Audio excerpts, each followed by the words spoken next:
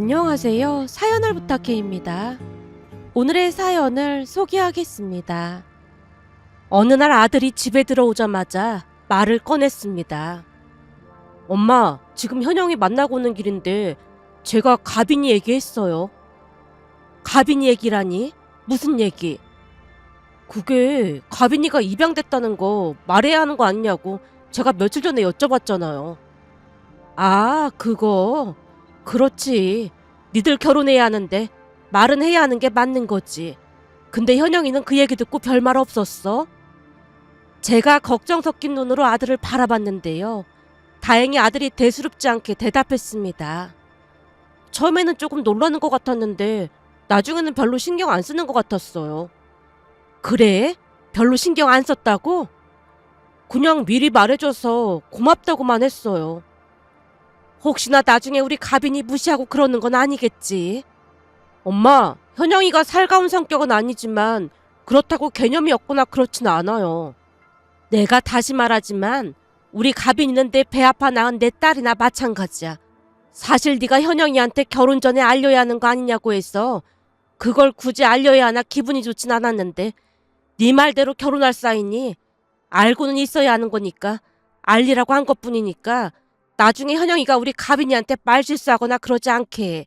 그렇지 않아도 마음에 상처가 깊은데 괜히 긁어부스럼 만들지 마라 그 말이야. 제가 아들에게 신신당부를 했습니다. 사실 우리 딸 가빈이는 제 친구가 낳은 딸입니다.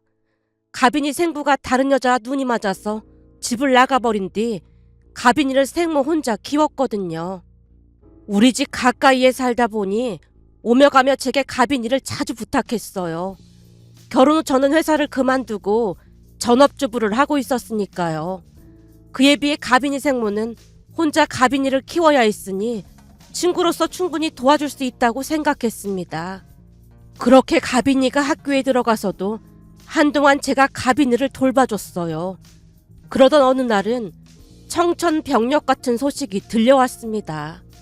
가빈이 생모가 퇴근을 하던 중 교통사고로 갑작스레 세상을 떠났습니다. 가빈이 생모와 저는 보육원에서 함께 자란 사이로 둘 다 일가 친척이 아무도 없었어요. 그러다 보니 많은 고민 끝에 우리가 가빈이를 키우기로 결정을 했습니다. 조금 전에도 말씀드렸듯이 저도 보육원에서 힘들게 자랐다 보니 차마 가빈이를 그곳에 보낼 수가 없었으니까요. 그때 당시 제가 가빈이를 입양한다고 했을 때 남편뿐만 아니라 시부모님도 별다른 반대를 하진 않았습니다. 시어머님이 조용히 말씀하셨거든요. 결국에 일이 되려고 그동안 니들이 가빈이를 돌봤던 것 같구나. 근데 가빈이 생부는 연락이 전혀 안 되는 거니? 어렵게 수소문해서 찾아봤는데 이미 딴 살림 차려서 자식 낳고 살고 있더라고요. 제가 찾아갔더니 생부가 어찌나 길길이 날뛰던지 그런 인간한테 도저히 가빈이를 맡길 수가 없겠더라고요. 그렇긴 하지. 그런 인간이 제대로 돌봐주기나 하겠니? 어머님 아버님께 제일 죄송합니다. 우리한테 죄송할 게 뭐가 있어. 전에도 한번 말씀드렸듯이 그이가 저랑 결혼한다고 했을 때도 그냥 다 괜찮다고 받아주셨잖아요. 그리고 지금껏 시집살이 한 번을 안 시키셨고요. 어머님 아버님 은혜에 보답할 길이 없습니다. 그런 와중에 또 이런 일로 심려를 끼쳐드린 것 같아서 정말 죄송해요. 그때 당시에는 지금보다 시집살이 더 많고 그런 시대였는데요. 특히나 지금처럼 입양이 많이 알려지지 않았던 시절이었던지라 머리 검은 짐승은 거두는 게 아니라는 말도 많이 하던 그런 시대였지요. 그랬으니 시부모님이 반대를 하셨다면 우리 부부가 간절히 원했다고 한들 가빈이를 보육원에 보낼 수밖에 없었을 겁니다. 하지만 두 분은 참으로 너그러운 성품을 가지고 계셨기에 사랑으로 가빈이를 받아주셨습니다. 거기다 가빈이 또한 제가 쭉 맡아서 키우다시피 해서 그런지 1년이 채 지나지 않아서 우리 아들 행동을 따라 우리를 엄마 아빠라고 불렀습니다. 그렇게 가빈이는 아주 자연스럽게 우리 가족에게 스며들었고 우리 또한 사는 내내 가빈이를 친딸로 생각하며 키웠습니다. 시부모님 또한 가빈이가 갈 때마다 많이 예뻐해 주셔서 가빈이는 할머니 할아버지와도 남다른 애정을 과시했고요. 가빈이가 대학을 졸업하고 취업을 하고 난 뒤에는 매달 할머니 할아버지에게 용돈도 드리며 온갖 애교를 부려댔기에 두 분도 가빈이가 오기만을 손꼽아 기다릴 정도였어요. 두 분이 지방에 살고 계셨지만 가빈이는 한 달에 한두 번은 두 분께 꼭 찾아가곤 했습니다. 그러던 어느 날은 아들이 결혼할 사람이 생겼다며 집에 인사를 시키겠다고 말을 하던 중 예비 며느리에게 가빈 이야기를 해야 하는 거 아니냐면서 말을 꺼냈습니다. 이제 가족이 되는 건데 현영이도 가빈이가 입양됐다는 사실은 알고 있어야 할 것 같아요. 그냥 우리 딸인데 굳이 그런 사실을 말해야 하는 거야? 그래도 알고는 있어야 하지 않을까요? 만약 나중에 알게 됐다고 하면 기분이 안 좋을 것 같아서요. 사는 내내 우리 가빈이가 입양됐다는 말을 어디다 꺼낸 적이 한 번도 없었는데 굳이 말할 필요가 있겠어? 엄마, 그래도 말은 해야 하는 게 맞을 것 같아요. 안 그랬다가는 괜히 혼자 소외된 느낌을 받을 수도 있잖아요. 그렇긴 한데 혹시나 신우이 자리가 입양됐다고 하면 함부로 하거나 무시하진 않겠지. 그때까지 우리 가족 모두 가빈이가 입양됐다는 사실을 까마득하게 잊은 채 지내고 있었기에 예비 며느리에게 굳이 알릴 필요가 있을까 싶었습니다. 엄마 된 마음으로 혹여나 가빈이에게 함부로 하지는 않을까 걱정이 앞섰으니까요. 결국 아들이 예비 며느리에게 알렸다고 했기에 제가 몇 번이나 당부하고 또 당부를 했습니다. 그렇게 시간이 지나 예비 며느리가 인사를 하고 식사를 하고 난 뒤 차를 마시던 중 입을 뗐어요. 우리 가빈이 얘기는 미리 들었다면서? 아, 네. 미리 말씀해 주셔서 감사합니다. 내가 이 자리를 빌려 다시 한번 부탁하마. 결혼하게 되면 그 흔해 빠진 안부전화 자주 할 필요도 없고 명절 때도 굳이 여기 안 와도 상관 안 하마.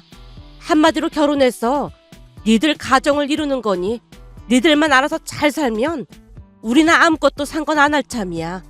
근데 딱 한 가지만 약속해다오. 우리 딸, 그러니까 네 시누이는 내 배 아파 낳은 자식이나 다름없다.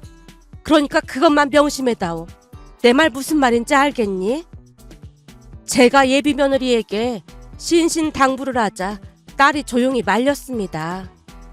엄마, 그런 말 하는 거 자체가 시집살이 시키는 거니까 앞으로 조심해. 내가 무슨 시집살이를 시켰다고 그래. 지금 엄마 표정이 막 협박하는 것처럼 보였거든. 뭐? 협박? 넌 이상하게 지금 장난을 치고 싶어? 제가 곁눈질로 딸을 노려보고 있었는데요. 딸이 예비 며느리에게 웃으며 말했습니다. 언니, 우리 엄마 절대로 무서운 사람 아니에요. 그러니까 안심하세요. 가끔 기가 떨어져 나가라 소리를 지르기도 하지만 언니한테는 안 그럴 테니까 너무 걱정하지 마세요. 그건 네가 늦게 들어오니까 내가 소리 지른 거 아니야. 내 나이가 몇인데 12시만 넘겨서 들어오면 소리치니까 하는 말이잖아. 아무리 그래도 며느리 앞에서 그런 소리를 꼭 해야겠어? 우리 엄마 또 삐쳤네 삐쳤어. 딸이 저를 달래줬기에 그냥 피식 웃고 말았습니다. 딸이 워낙 애교가 많다 보니 내내 어색하게 앉아있던 예비 며느리도 우리를 따라 웃고 있었어요. 그날 처음 본 예비 며느리의 첫인상은 조용조용하고 차분한 성격으로 말수가 많이 적어 보였습니다. 그래서 약간은 걱정이 아닌 걱정이 되기도 했기에 예비 며느리가 돌아가고 난 뒤 아들에게 물었어요. 현영이는 긴장해서 말이 없는 거니? 아니면 원래 말수가 적은 거니? 원래 말이 많지는 않아요. 근데 저번에 현영이네 집에 인사 다녀오면서 보니까 가족 모두 말이 별로 없더라고요. 그래서 있는 내내 좌불안석이었어요. 그 정도로 말이 없었단 말이야? 그렇더라고요. 현영이 어머님 아버님도 딱히 많이 묻지도 않고 그러길래 오죽했으면 나중에 현영이한테 나를 마음에 안 들어 하시는 거 아니냐고 물었을 정도라니까요. 그랬더니 현영이가 뭐라고 했는데? 마음에 안 들어 하는 건 아니고 원래 가족 모두 말수가 적은 편이라고 하길래 그냥 알았다고 하고 말았어요. 근데 아까 엄마랑 가빈이가 장난치니까 따라오는 거 보고 조금 놀랐어요. 그게 놀랄 일이야? 평소에는 제가 농담을 해도 잘 웃지도 않거든요. 근데 그렇게 말이 없는 사람이라면 답답하지 않겠어? 전에 사귀던 애가 워낙 말도 많고 거짓말을 수시로 해서 질릴 대로 질린 거 엄마도 잘 알면서 그래요. 그때 이후로 말 많은 사람 딱 질색이에요. 현영이는 딱 필요한 말만 하고 같이 있으면 대화에도 큰 문제 없어요. 네가 좋다고 하니까 우리야 별 상관은 안 하겠지만 너무 말이 없으니까 난 조금 불편해서 그렇지. 제 입에서 예비 며느리가 불편하다는 말이 나오자마자 딸이 다시 말렸습니다. 엄마, 절대 그런 말 하면 안 된다니까. 그런 말 하면 며느리들이 엄청 싫어한대. 알았어. 얘는 뭔 말을 못하게 하네. 제가 웃으며 너스레를 떨자 딸이 애교를 부려댔습니다. 그런 맛에 딸을 키운다고 하더니 우리 딸은 애교도 많고 예쁜 짓을 참 많이 했습니다. 언젠가는 커다란 유모차를 배달시켰길래 놀라서 물었어요. 딸, 이 유모차는 뭐야? 아, 그거 사실 내가 진즉에 말을 하려고 했는데 너 설마 사고 친 거야? 그런 거 아니지? 저도 모르게 자리에 털썩 주저앉았는데요. 딸이 오히려 놀란 듯 말했습니다. 아니, 대체 엄마는 무슨 생각을 했길래 그렇게 놀라는 거야? 유모차는 대체 왜 산 거야? 이 유모차 할머니 생신 선물이야. 뭐? 할머니 생신 선물이라니? 할머니 생신 선물로 유모차를 왜 샀어? 엄마는 잘 모르나 본데 저번에 할머니 집에 갔을 때 아랫집 할머니가 차를 새로 바꿨다고 자랑을 해서 할머니가 엄청 배 아파하셨거든. 아니, 그러니까 그 할머니가 차를 바꾼 거랑 이 유모차가 뭔 상관이냐고. 가만히 있어봐. 그 아주머니가 운전을 했었나? 그새 운전면허를 땄단 말이야? 대단하시네. 엄마는 뭔 소리라는 거야. 그 동네에서는 이 유모차가 승용차와 다름없잖아. 근데 할머니는 아직 정정하신데 이 유모차가 왜 필요해? 제가 어리둥절한 표정으로 딸을 바라봤는데요. 딸이 한숨을 내쉬며 대답했습니다. 나도 그렇게 생각하고 있었는데 저번에 나 혼자 할머니 할아버지 집에 다녀온 적 있었잖아. 그날 보니까 아랫집 할머니가 아들이 유모차 새 걸로 사줬다고 할머니한테 막 자랑을 하더라니까. 그래서 내가 그 유모차보다 더 최신식으로 샀어. 이 유모차가 말이야 진짜 가볍고 엄청 비싼 거야. 거기에서는 다들 이 유모차를 하나씩 끌고 다니다 보니까 안 끌고 다니면 왕따 당하는 그런 분위기더라고. 그래서 굳이 이걸 끌고 다니신다고 했단 말이야? 이 유모차가 할머니들 세계에서는 자동차나 다름없다니까. 그날 그 아랫집 할머니가 어찌나 자랑을 하시던지 완전 열받아서 최신식 유모차로 샀어. 근데 무슨 유모차가 이렇게 화려하냐? 요즘은 유모차도 진짜 잘 나오네. 유모차가 아주 멋지다. 근데 이 유모차는 얼마짜리야? 아마 이 유모차가 그 동네에서 제일 좋은 걸 거야. 그래 보이네. 대체 얼마나 주고 산 거야? 엄마, 이 유모차가 말이야 유모차계의 람보르기니야. 뭐? 람보가 뭐? 암튼 그런 게 있으니까 많이 알려고 들지 마. 많이 알면 다쳐. 대체 얼마짜리인데 람보가 어쩌고저쩌고라는 말까지 하는 거야? 제가 몇 번이나 물었더니 딸이 배시시 웃으며 대답했습니다. 엄마, 이 정도는 돼야 우리 할머니 기가 살지. 더 비싼 걸로 사드릴까 하다가 할머니한테 혼날까봐 이걸로 산 거야. 다른 사람도 아니고 할머니한테 내가 이 정도도 못 해드리겠어? 할머니랑 나는 찐이다 그 말이야. 찐 같은 소리 하고 앉았네. 그러면서 내 생일날은 그 조그만 립스틱 하나 사줬냐? 너 이 정도면 차별이야, 차별. 엄마, 그 립스틱도 엄청 비싼 거라고 했잖아. 비싸면 뭐해? 색깔이 하도 요란해서 바르고 다니지도 못하는데. 그거 바르고 니네 할머니 집에 갔더니 할머니가 뭐라고 했는 줄 알기나 해? 뭐라고 했는데? 애미야, 너 혹시 귤 까먹다 온 거니? 대체 귤을 얼마나 많이 먹었길래 입술이 그렇게 된 거냐? 그랬다니까. 그 많은 색깔 중에서 하필 그런 색깔을 사줘서 그런 소리를 듣게 해. 할머니가 진짜 그랬단 말이야? 암튼 우리 할머니 유머 감각은 알아줘야 한다니까. 딸이 어찌나 큰 소리로 웃던지 저도 따라 웃고 말았는데요. 우리 딸은 매사 밝고 자주 웃는 아이였습니다. 얼마 뒤 유모차를 가지고 할머니 집에 내려가서 큰 소리를 쳤거든요. 내가 할머니를 위해서 준비한 선물 마음에 들어? 마음에 들다 뿐이야. 역시 우리 가빈이밖에 없다니까. 그치? 나밖에 없지? 당연하지. 근데 유모차가 아주 기가 막히다. 어쩜 이렇게 멋지다니. 참 고급지네. 어때? 이 정도면 동네에서 할머니 유모차가 제일 좋은 거지? 그럼 좋다마다야. 근데 이게 대체 얼마짜리야? 말도 마세요. 어머님 기 살려드린다고 샀다고 하는데 이 유모차가 유모차게 람보가 어쩌고 저쩌고 그 정도로 좋은 거래요. 근데 많이 알면 다치니까 더 이상 물어보지 말라고 하더라고요. 그럼 엄청 비싼 거 아니니? 아랫집 할머니는 최신 유모차 샀다고 자랑을 했잖아. 그것도 좋은 거긴 한데 그거 중고로 샀던 거야. 그리고 시골에서 누가 이렇게 좋은 유모차를 가지고 다녀.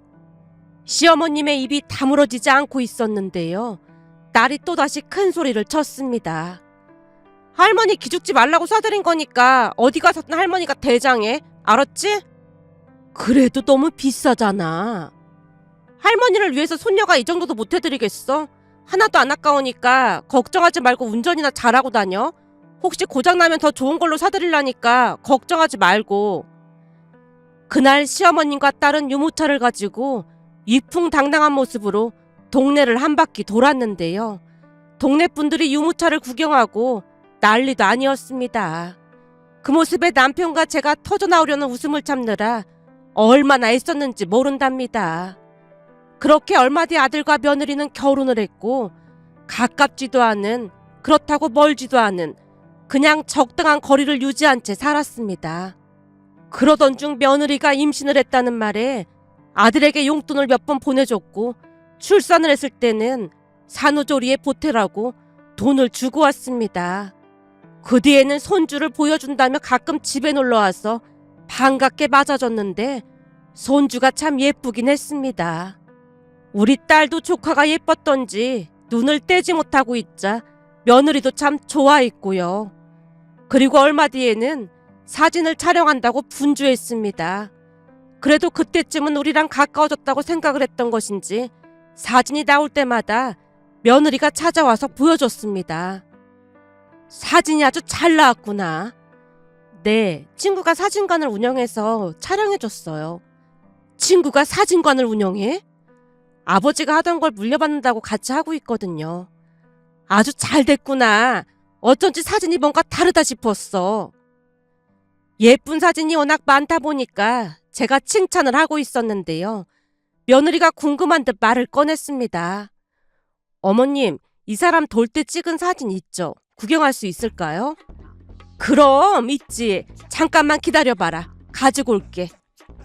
제가 자리에서 일어나 앨범을 가지고 오자 며느리가 가방에서 작은 앨범을 하나 꺼내더니 다시 말했습니다. 어머님, 이건 제 사진인데 누굴 더 닮은 것 같아요? 이렇게 보니까 며느리 너를 더 닮은 것도 같고 또 이렇게 보니까 아빠를 더 닮은 것도 같고 그렇네.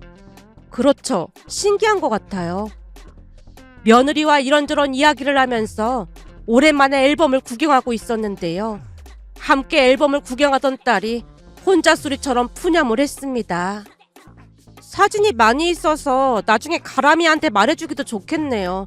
저는 어릴 적 사진이 거의 없다 보니까 나중에 자식들한테 보여줄 것도 없거든요. 네가 사진이 없긴 왜 없어? 예전에 엄마가 많이 찍어줬잖아. 엄마 아빠랑 살고 난 뒤부터 사진이 있는 거지. 난 돌사진도 없잖아. 그냥 돌사진 한 장 없는 게 아쉬워서 해본 소리니까 신경 쓰지 마. 그날따라 딸이 슬픈 표정으로 사진을 구경하고 있었는데요. 그런 딸을 보고 있다 보니 마음이 아파져서 조용히 주방으로 갔더니 며느리가 따라오면서 물었습니다. 어머님, 제가 앨범 얘기를 괜히 꺼낸 것 같아요. 아니다. 나도 하도 오래돼서 그 생각은 못했지 뭐니. 그때 당시 가빈이 생모가 이런저런 일을 많이 겪다 보니까 미처 사진 찍을 생각을 못했던 모양이야. 그리고 사진 찍을 시간이 어디 있었겠어. 집 나간 남편 찾으러 다닌다고 정신이 하나도 없었는데 그때는 가빈이 생모가 정신줄을 놓고 있어서 우리도 말을 못 꺼냈거든. 근데 지금 돌이켜보면 우리라도 가서 사진을 찍어줬어야 했어. 요즘 시대에 돌사진 하나 없는 게 말이나 되는 소리겠니? 네 잘못 아니니까 신경 쓰지 마라. 제가 푸념 섞인 소리를 하면서 괜찮다고 며느리를 위로했는데요. 제 위로에도 불구하고 며느리 표정이 영 좋아 보이지 않았습니다. 그런데 그 뒤 시간이 얼마나 지났을까요? 얼마 뒤 딸 생일이라 시부모님을 모시고 왔고 한식당에서 식사를 하고 집에 들어오자마자 며느리가 딸에게 선물을 건넸습니다. 아가씨, 이건 제가 준비한 선물이에요. 오빠가 용돈 줬는데 뭘 또 준비하신 거예요? 제가 진짜 많이 생각하고 준비했는데 마음에 들지 모르겠어요. 며느리 말에 딸이 선물 포장을 뜯으며 말을 꺼냈습니다. 어? 이거 앨범이네요? 안에 사진 들어있으니까 한번 보세요. 어? 이건 누구예요? 그거 아가씨 100일 때랑 돌사진이에요. 네? 제 100일 때랑 돌사진이요? 딸이 놀란 채 사진을 뚫어져라 바라보고 있자 며느리가 설명을 이어갔습니다. 전에 제 친구가 사진관을 운영한다고 했잖아요. 그래서 제가 예전 아가씨 어릴 적 사진을 토대로 100일 사진과 돌사진을 만들어줄 수 있냐고 물어봤거든요. 그랬더니 요즘은 세상이 좋아져서 AI 작업 프로그램으로 만들면 충분히 가능하다고 해서 둘이 엄청 열심히 만든 거예요. 며느리가 설명을 이어가자 시어머님이 감탄한 채 입을 뗐습니다. 세상에나, 가빈이 어릴 때랑 진짜 닮긴 닮았네. 그리고 한 가지 더 말씀드리자면 어머님, 아버님 그리고 이 사람 사진을 토대로 얼굴에 하나씩 넣어서 합성했어요. 그러니까 아가씨 얼굴에 가족들 얼굴 한 부분이 다 들어가 있는 거예요. 그거 하느라 많이 고생하긴 했지만 하고 나니까 우리 가람이랑도 많이 닮은 것 같더라고요. 뭐? 그럼 우리 딸 100일 사진이랑 돌사진에 우리 모습도 같이 들어가 있단 말이야? 사진을 보다가는 딸과 손녀를 번갈아가며 바라봤더니 정말로 많이 닮아 있었습니다. 그러게, 비슷하네. 어쩜 똑 닮았다. 정말? 정말로 가람이랑 내가 닮았어? 그럼 이 사진 봐봐라. 아주 쌍둥이처럼 닮았잖니. 며느리가 제작했다던 딸 100일 사진과 돌사진을 신기한 듯 바라보며 외치고 있었는데요. 순간 딸 눈에서 눈물이 주르륵 흘러내렸습니다. 언니, 정말 감사해요. 이제는 저도 가족들과 똑 닮은 100일 사진이랑 돌사진이 있는 거네요. 거기 뒤에는 그동안 찍은 사진들 쭉 넣어놨으니까 나중에 결혼해서 아기 낳으면 꼭 보여주세요. 그리고 선물이 하나 더 있어요. 며느리가 가방에서 뭔가를 꺼내서 딸에게 건넸습니다. 이거는 금반지인데요. 돌반지로 준비해봤어요. 돌반지요? 그냥 전 아가씨랑 같이 해온 시간이 짧잖아요. 만약 그때 제가 아가씨를 알았다면 이런 돌반지를 선물해드렸을 것 같아서요. 그러니까 저도 이제는 온전한 가족이 된 거다, 그런 의미라고 생각해주세요. 평소 말주변이 없던 며느리가 수습을 하기 위해 애쓰고 있었는데요. 그 모습에 가족 모두 감동을 받은 채 눈시울이 붉어졌답니다. 워낙 무뚝뚝했던 며느리였던지라 그런 이벤트를 준비한 줄은 꿈에도 모르고 있었으니까요. 다음날 며느리에게 전화를 해서 고맙다는 말을 전했는데요. 예, 어제는 정말 고마웠다. 가빈이가 최고의 선물이었다고 얼마나 좋아했는지 몰라. 아니에요. 사실 제가 많이 무뚝뚝한 편인데 아가씨가 아무렇지도 않게 대해줘서 오히려 더 고마웠는걸요. 아가씨는 성격이 밝아서 참 좋은 것 같아요. 앞으로도 지금처럼 행복하게 살았으면 좋겠다라는 생각으로 준비한 건데 아가씨 마음에 들었다고 하니까 제가 더 기쁘네요. 거기다가 그동안 가족들 화목한 모습 보면서 얼마나 좋았는지 몰라요. 저도 앞으로 좀 더 밝아지려고 노력해보겠습니다. 너 지금 충분히 밝아져 있는 것 같구나. 처음에는 말도 별로 없더니만 요즘은 말이 많이 늘었어. 제 말에 며느리가 쑥스러운 듯 웃으며 전화를 끊었습니다. 며칠 전 딸과 며느리가 손녀를 보면서 깔깔거리며 웃어대는 모습을 보며 평소 사연을 부탁해 채널에서 행복한 가족 이야기가 많이 나오길래 우리 가족 자랑도 하고 싶어서 이렇게 글 보내봅니다. 오늘의 사연은 여기까지였습니다. 즐겁게 보셨다면 구독, 좋아요 부탁드립니다. 고맙습니다.